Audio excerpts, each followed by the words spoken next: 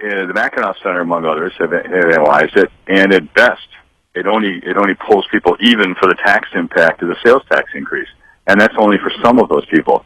Others will take a hit of the sales tax increase, so it really doesn't provide any benefit to working class people that qualify for the tax credit. It disguises it, is all. Mm-hmm. Let's not put lipstick on a pig and call it anything other than a pig. Right.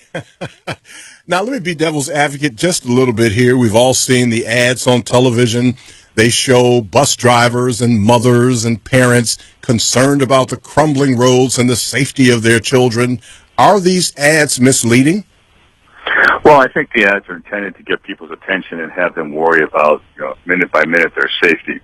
I think, one of the ads is about safety, and one of the discussions and public safety officers, police and firemen, and their safety and their concerns about it. My oldest son's a police officer, and I was talking with him the other day. He said, when they respond to a call, or they don't worry about the road conditions are not in the top 10 of their concerns.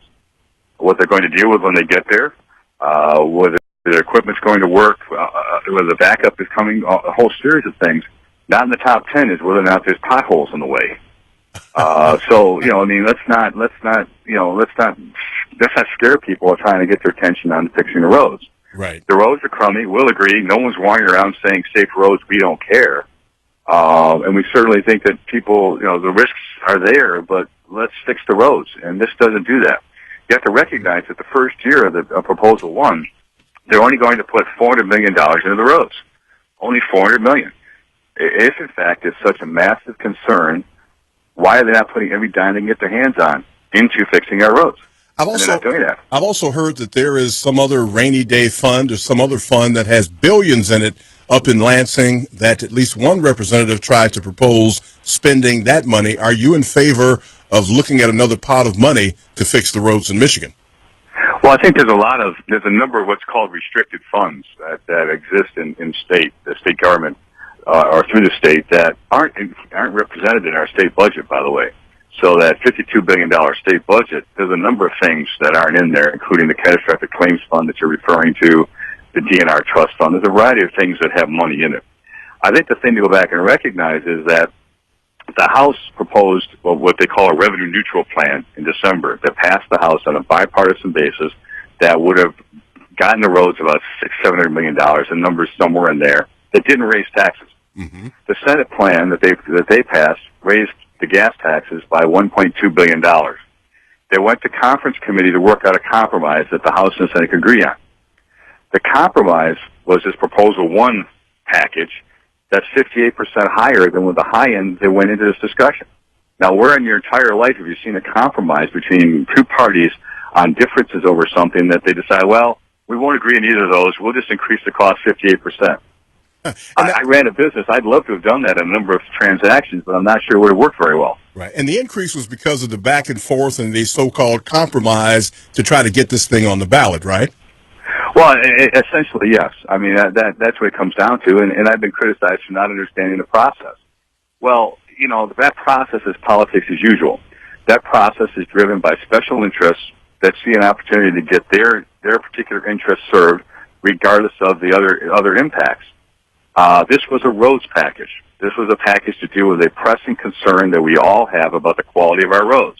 And people are taking advantage of that to get other things funded. I refer to it as a $700 million ransom. Our roads are being held hostage until we pay everybody else off so we can invest in our roads. I hadn't heard that. I'm not going to keep you much longer, Mr. Paul Mitchell. Just give me 1, 2, 3, the top 3 reasons why this should not be passed by the voters of Michigan. We're being taxed, we're guaranteed a tax of $2 billion. Mm-hmm. The best thing we hope to get out of it is they promise they'll spend $1.2 billion eventually in transportation, but of that, only 79 cents of the dollar goes to the roads. They say they're going to do that, but the legislature can change their mind. Mm-hmm. There is no guarantee that any particular amount of money is going to be spent on the roads. There's nothing guarantees that. The only thing that's guaranteed is the tax increase that's going to happen, both the sales tax, the fuel tax, wholesale, the tax on registration of our cars. All those taxes are going to happen. But we don't get any guarantee that they're going to spend any particular amount of money on Right. just fixing our roads. And you said that if this thing is passed, it will exist in perpetuity. Well, it's a constitutional amendment, so the only way to change it is to go back to another ballot proposal. I'm not sure anybody wants to go through this one more time. It's all kinds of fun, but I wouldn't recommend it. There's one other thing you need to know about this package in terms of how badly it was put together. Mm-hmm.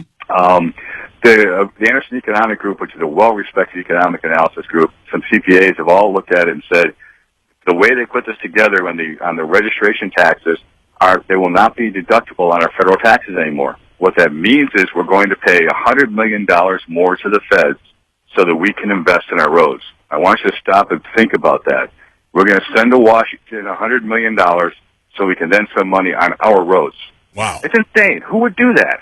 Wow. Well, I know you wouldn't. I know a lot of the voters are saying they're not going to do it. I'm going to let you go, Paul Mitchell. I understand you're traveling. Thank you so much for sharing your views and giving us the information. And as we get closer to the vote, I hope we can get a chance to talk to you again. Happy to talk to you. Have a good weekend. All right. You too. You be safe out there. Thank you. All right. Thank you much. Paul Mitchell, the founder and chairman of the Coalition Against Higher Taxes and Special Interest Deals. He was our guest. We're going to take a break right now. When we come back, we're going to talk.